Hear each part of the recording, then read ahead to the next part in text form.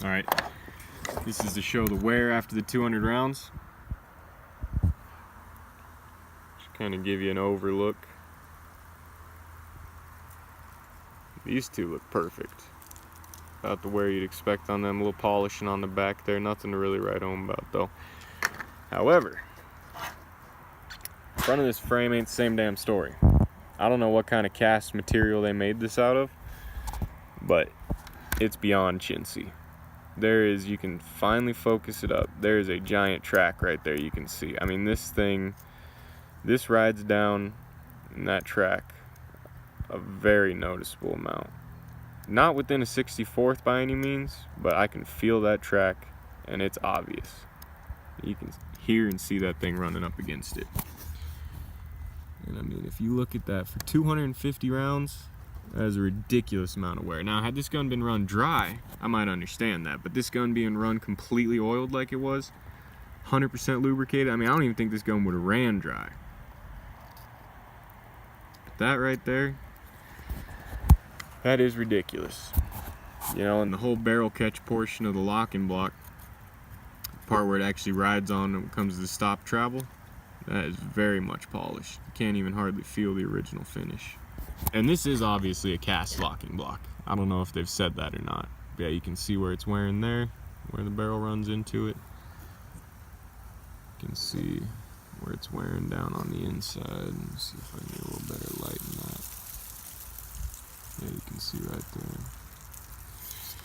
And over on this side. Not near as much wear there on the middle. But in my last video, it had hardly any wear on that side.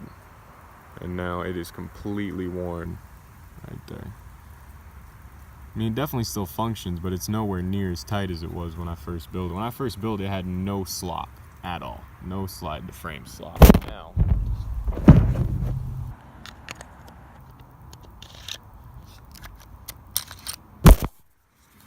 Now if you look at this thing,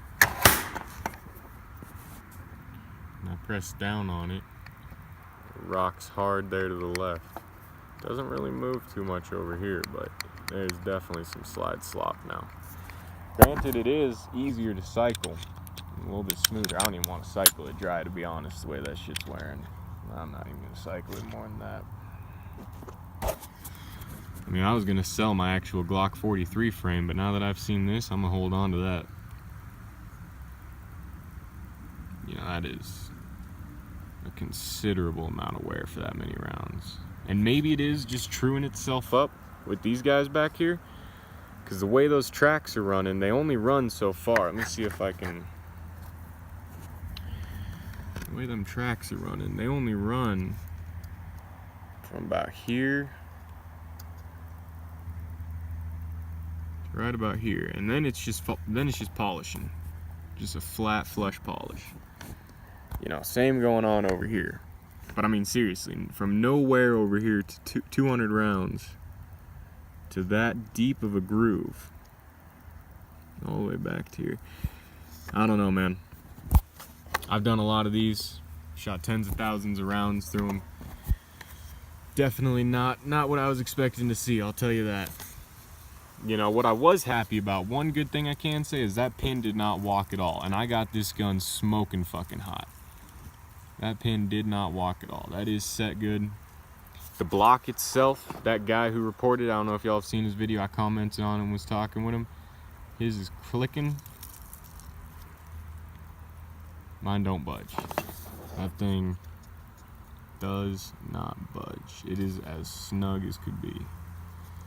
You know, and he's obviously knowing what he's doing, so I would not fault him for that. I would say that's more the design-y guy. I don't know if it has to do with the actual frame itself having different tolerances or the locking block, but casting these like they are, man, I don't know.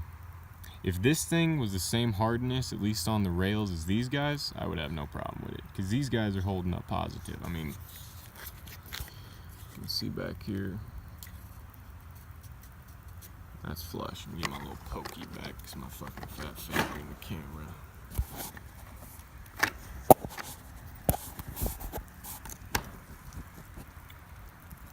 This guy, that thing is flush, no groove. Smooth across. Same over here. No real wear, just polishing. You know, I don't even mind seeing that. I expect to see that. But when that thing is lubricated with freaking extreme weapons grease, shit that I use on AKs, AR-15s, Glocks, CZ75, 1911, everything I own, every single thing I own, I use that grease on. It's fucking perfect. All conditions, all weathers. I put it on this thing and it looks like I was running it fucking dry. Even though there was grease on there too, mind you. When I cleaned this earlier, there was grease all up on these spots. It had not moved. There was still grease there and it was still wearing like that. So, I don't know, man. Could be soft. Could just be, you know, truing up with those rails back there. But, look at that. You can see right there on that left side. You can see that track clean as fucking day. Look at that.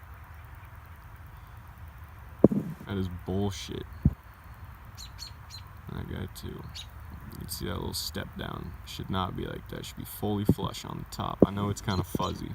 If you look, you can see where it steps. You can see that fucking track it's making. The actual locking block itself doesn't look too terrible.